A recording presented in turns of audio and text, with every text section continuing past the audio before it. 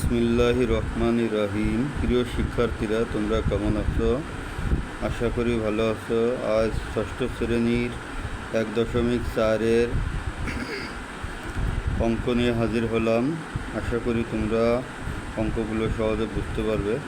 চলো আমরা অঙ্কের সমাধান করতে শুরু করি। দেখো, 1 নং প্রশ্নে আছে নিচের ভগ্নাংশ যুগল সমতুল কিনা তা নির্ণয় করো। এখানে 1 নং প্রশ্নের করতে দেখো 5/8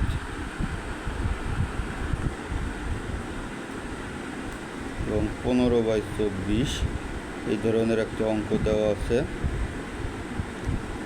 এবার এই অঙ্কটি সমতুল ভগ্নাংশ কিনা সেটা নির্ণয় করার জন্য প্রথম ভগ্নাংশের হরের লবের সাথে দ্বিতীয় ভগ্নাংশের হর আর প্রথম ভগ্নাংশের হরের সাথে দ্বিতীয় ভগ্নাংশের লব গুণ করলে যে গুণফল পাওয়া যায়, সেই গুণফল যদি সমান হয় তাহলে ভগ্নাংশদ্বয় সমতুল হয়। চলো আমরা তাই লিখে প্রকাশ করি। প্রথম ভগ্নাংশের লব গুণ দ্বিতীয় ভগ্নাংশের হর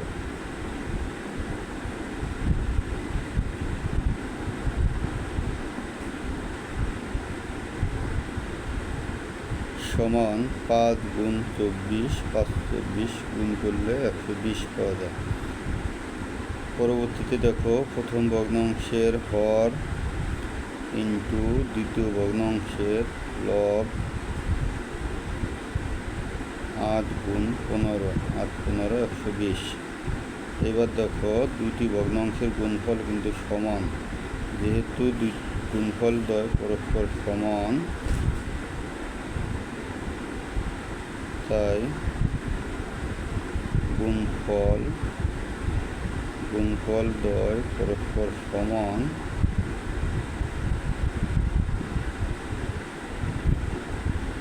অতএব এত ভগ্নাংশ দ্বয় সমতুল ভগ্নাংশ।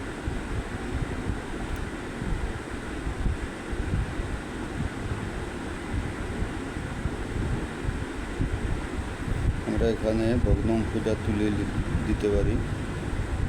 8/5 আর 15/24 এটা ভগ্নাংশদ্বয় সমতুল। এবার চলো আমরা দ্বিতীয় অঙ্কটি দেখে নেই। এখানে আছে 7/11 এবং 14/33।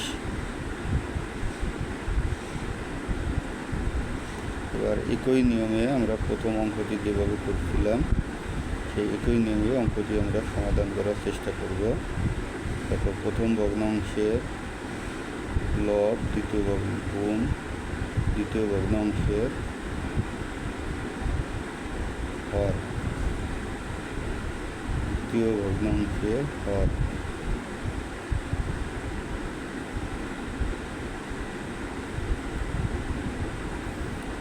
সমান 7 গুণ 33, 231 পাওয়া যায়। এবার পরবর্তীতে প্রথম ভগ্নাংশের হর গুণ দ্বিতীয় ভগ্নাংশের লব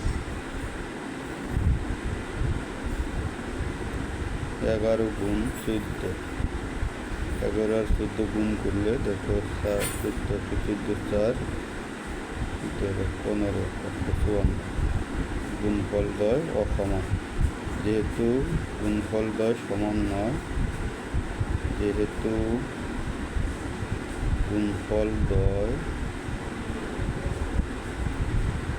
সমান নয়,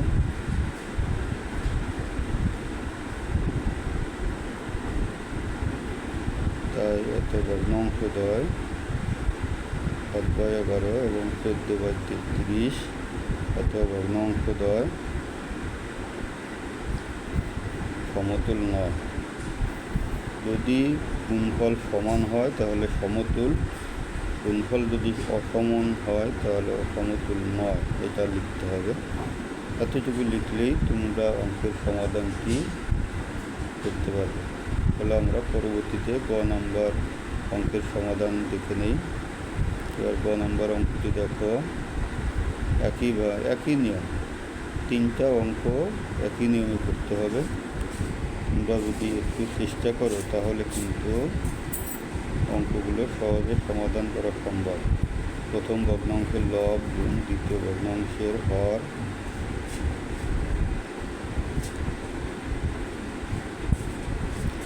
সমান 38 গুণ 150। এটা যদি আমরা গুণ করি, দেখো 0, 15 গুণ 8 120 হয়, 120-এর 0 হাতে থাকবে 12, 3 15 45 আর 12 57, 5700। একইভাবে প্রথম ভগ্নাংশের হর দিয়ে দ্বিতীয় ভগ্নাংশের লবকে গুণ করতে হবে। দ্বিতীয় ভগ্নাংশের লব, দেখো এখানে 38 গুণ 50 গুণ 114। এবার প্রথমে 0 লিখে দিলাম, 4 5 20, 20-এর 0 হাত থাকে 2, 5 5 2 7, 5 গুণ 1 5 5। দেখো উভয় গুণফল কিন্তু সমান। যেহেতু উভয় গুণফল সমান তাই ভগ্নাংশদ্বয় সমতুল। তো এখানে আমরা লিখতে পারি যেহেতু গুণফলদ্বয় সমান,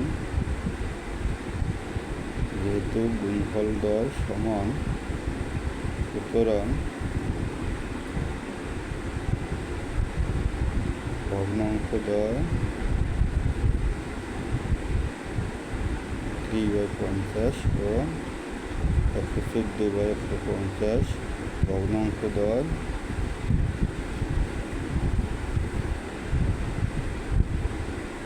সমতুল।